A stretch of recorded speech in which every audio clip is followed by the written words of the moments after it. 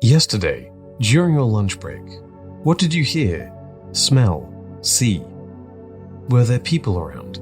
How many? Are you sure? Did you eat in the park? What was the color of the bench you sat on? Was it sunny or cloudy? Or were you eating inside?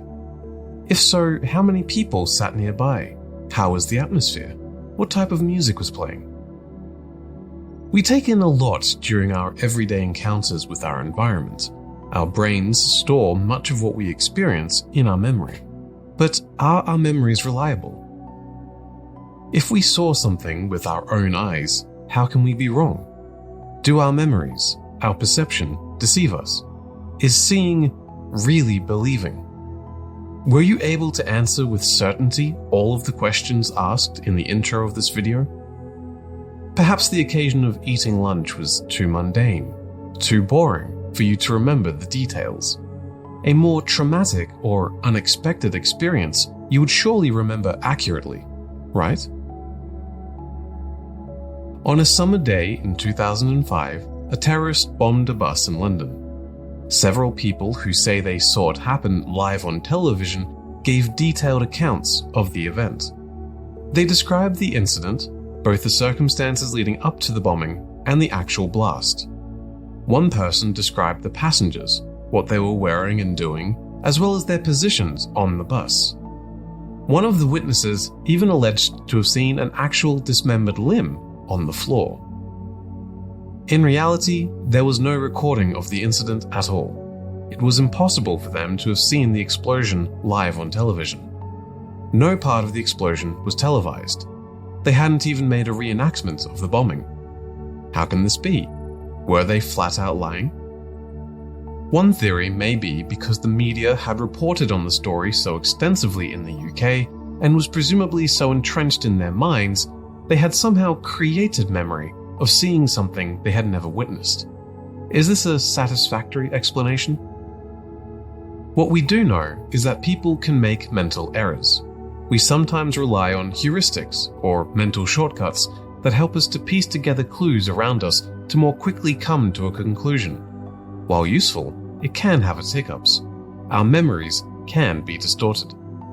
In the aforementioned example, people were merely asked what they had seen. It was straightforward and the approach was simple. But could people be led to believe a memory by simply misleading them? Elizabeth Loftus, a professor of psychology, has conducted extensive research on false memory. In a 1995 study, she gathered 24 participants who were told 4 different accounts of events that allegedly happened when they were younger. Only 3 of those stories were true. 1 was false. These events were simple, non-upsetting events. They were asked to recount the memories of each with as much detail as possible. After being told that one was a false memory, they were asked to identify the false one. About 1/5 of the participants thought the fake story really happened. In other studies from Loftus, it was discovered that up to 50% of participants believed or remembered false memories. Even more absurd involves memories that are not even possible. Nicholas Spanos and a group of researchers at Carleton University conducted an experiment that involved telling a group of participants that they developed well-coordinated eye movements due to their environment as babies, having had colorful mobiles over their cribs. Half the participants were hypnotized. The other half was led through an exercise using age regression and active encouragement to help them remember what they saw as babies. Both sets had claimed afterwards to recall memories of their mobiles and/or doctors, nurses, and other things from that age. The group that was not hypnotized remembered 95% more memories, indicating most of the participants only needed suggestion to be led to believe these stories. In reality, retaining any memories from this period of life is nearly impossible due to the underdeveloped hippocampus of infants in the first year of life.